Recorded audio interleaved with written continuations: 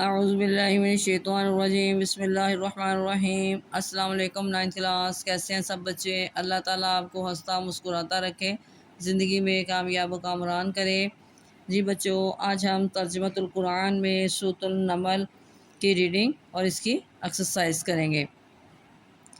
سورۃ النمل مکی صورت ہے، اس میں 93 آیات ہیں، یہ 19ویں پارے میں ہے اور اس کے 7 رکوع ہیں۔ آگے یہاں پہ ہیڈنگ دیں گے جی، وجہ تسمیہ۔ نمل کا معنی ہے چونٹی۔ اس صورت کی آیت 18 میں حضرت سلیمان علیہ السلام کا واقعہ بیان کیا گیا ہے کہ جب وہ چونٹیوں کی وادی کے پاس سے گزرتے تھے، اس لیے اس صورت کا نام سورۃ النمل ہے۔ آگے ہے جی، سورۃ النمل پچھلی صورت سورۃ الشعراء کے فوراً بعد نازل ہوئی۔ سورۃ النمل کا خلاصہ اسلام کے بنیادی عقائد کا اور کفر کے برے نتائج کا بیان ہے۔ اب آگے جی مضامین، یہاں پہ آپ ہیڈنگ پہلے دیں گے، قرآن مجید سے ہدایت یافتہ لوگوں کی صفات۔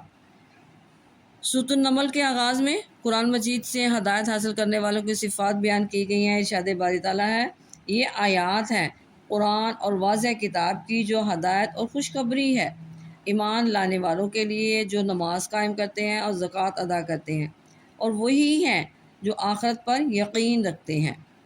آگے آپ ہیڈنگ دیں گے، 4 انبیاء کرام علیہ السلام کے واقعات۔ پھر حضرت موسیٰ علیہ السلام، حضرت سلیمان علیہ السلام، حضرت صالح علیہ السلام، حضرت لوط علیہ السلام کے واقعات بیان کیے گئے ہیں۔ یہاں بھی ہیڈنگ آپ دیں گے، حضرت سلیمان علیہ السلام کا مفصل واقعہ۔ حضرت سلیمان علیہ السلام کا واقعہ زیادہ تفصیل سے بیان کیا گیا۔ حضرت سلیمان علیہ السلام حضرت داؤد علیہ السلام کے بیٹے تھے۔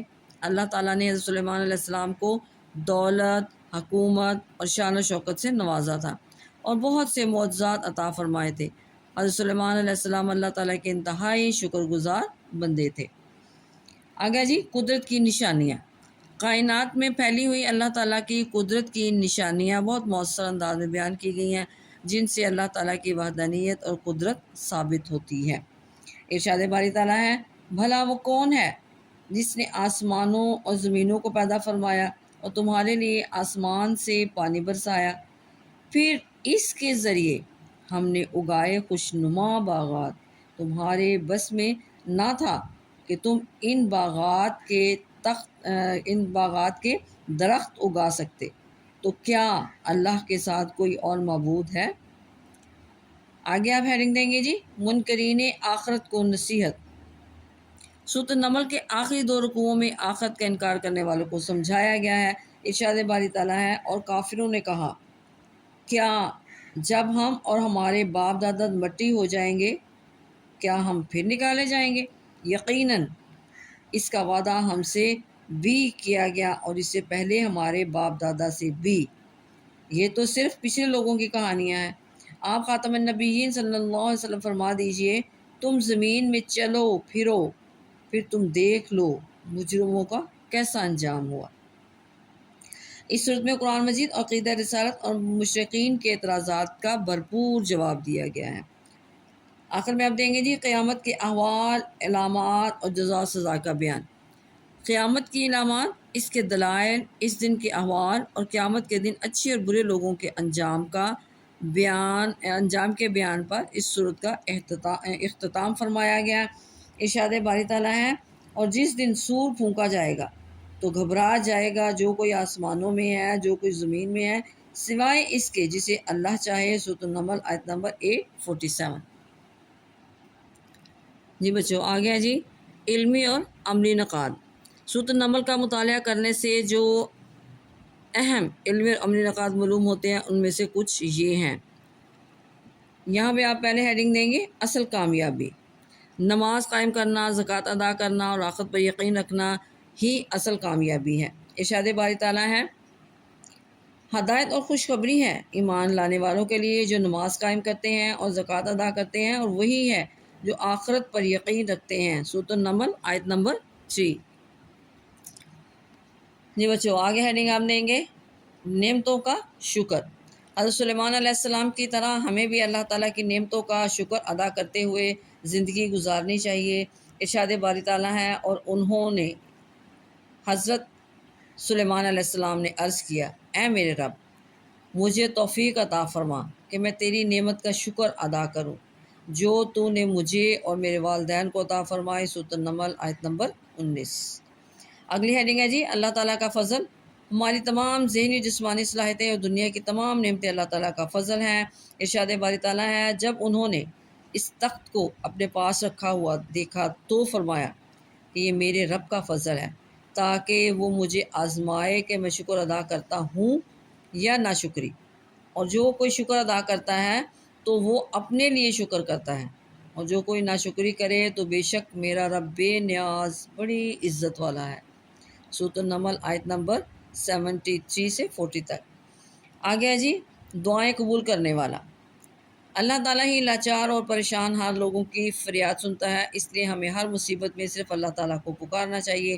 ارشاد باری تعالیٰ ہے، بھلا وہ کون ہے جو بے قرار شخص کی دعا قبول فرماتا ہے جب وہ اسے پکارے اور تکلیف دور فرماتا ہے، بے شک اللہ ہی ہے۔ سورۃ النمل آیت نمبر 62۔ بچوں آگے ہیڈنگ دینی ہے جی رازق صرف اللہ۔ رزق عطا فرمانے والا اللہ تعالیٰ ہے، ہمیں حرام طریقوں سے رزق حاصل کر کے اللہ تعالیٰ کو ناراض نہیں کرنا چاہیے۔ ارشاد باری تعالیٰ ہے، اور کون تم کو آسمان اور زمین سے رزق عطا فرماتا ہے، تو کیا اللہ کے ساتھ کوئی اور معبود ہے؟ آپ خاتم النبیین صلی اللہ علیہ وسلم فرما دیجئے کہ اپنی دلیل لاؤ اگر تم سچے ہو۔ آیت نمبر 64۔ آگے جی ہیڈنگ حق کا انکار کرنے والوں کو تنبیہ۔ حق کا انکار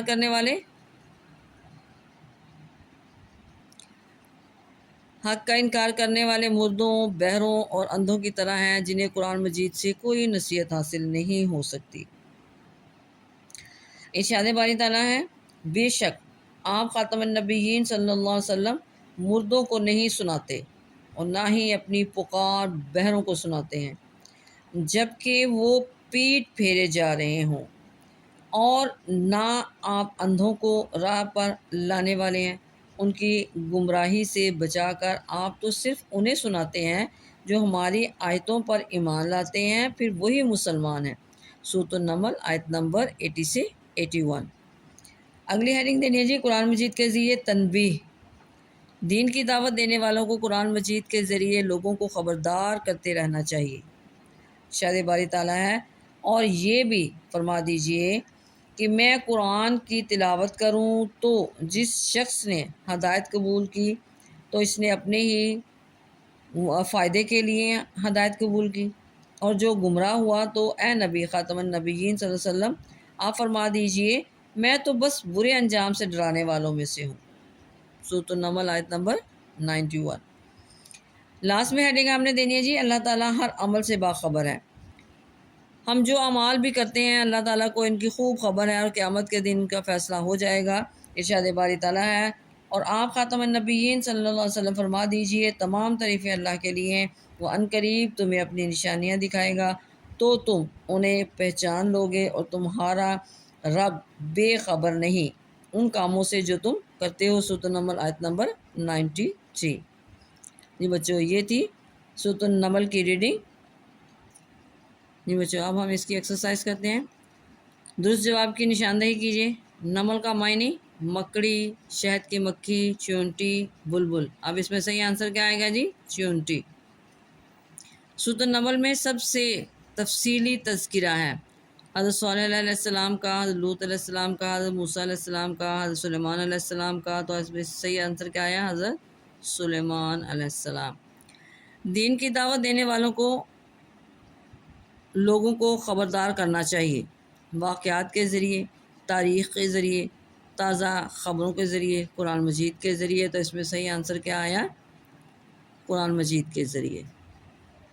سورۃ النمل کے شروع میں ان لوگوں کی صفات بیان کی گئی ہیں جو ہدایت حاصل کرتے ہیں قرآن مجید سے، تاریخ سے، قدرت سے، قصوں سے۔ سب اس سے صحیح آنسر کیا ہے؟ قرآن مجید سے۔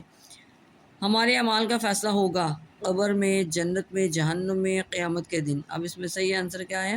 قیامت کے دن۔ اب اس کے شارٹ کوشچن ہیں، سورۃ النمل کو یہ نام کیوں دیا گیا؟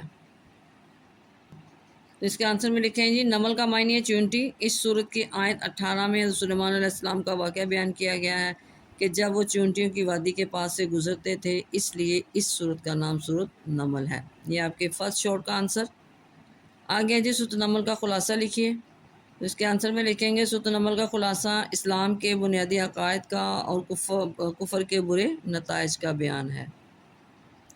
آگے جی، سورۃ النمل کے اہم علمی اور عملی نکات میں سے کوئی سے 2 تحریر کریں۔ اس میں سے آپ کوئی سے 2 تحریر کر دیں گے، جیسے ہماری تمام ذہنی جسمانی صلاحیتیں اور دنیا کی تمام نعمتیں اللہ تعالیٰ کا فضل ہے۔ دین کی دعوت دینے والوں کو قرآن مجید کے ذریعے لوگوں کو خبردار کرتے رہنا چاہیے۔ یہ آپ کے تھرڈ شارٹ کا آنسر۔ لاسٹ میں جی، سورۃ النمل میں حضرت سلیمان علیہ السلام کا ذکر کس طور پر آیا ہے؟ تو اس کے آنسر میں آپ لکھیں گے حضرت سلیمان علیہ السلام کا واقعہ زیادہ تفصیل سے بیان کیا گیا ہے۔ حضرت سلیمان علیہ السلام حضرت داؤد علیہ السلام کے بیٹے تھے۔ اللہ تعالیٰ نے حضرت سلیمان علیہ السلام کو دولت، حکومت اور شان و شوکت سے نوازا تھا اور بہت سے معجزات عطا فرمائے تھے۔ حضرت سلیمان علیہ السلام اللہ تعالیٰ کے انتہائی شکر گزار بندے تھے۔ نہیں بچوں، یہ تھا آج کا ہمارا سبق سورۃ النمل۔ اس کی ہم نے ریڈنگ بھی کی اور اس کی ایکسرسائز بھی کی۔ اس کو آپ نے اچھی طرح یاد کرنا ہے۔ اس کو آپ بار بار سنیں گے تو آپ کو بہت اچھا یاد ہو جائے گا۔ اب یہ جیسے ہم آیات کے حوالے سے آپ کو بتایا کہ یہاں پہ پوائنٹس دیے ہوئے ہیں، اب پھر ہم نے اس کو آیت کے حوالے سے دیکھا کہ یہ پوائنٹس آیت کے حوالے سے دیے ہوئے ہیں۔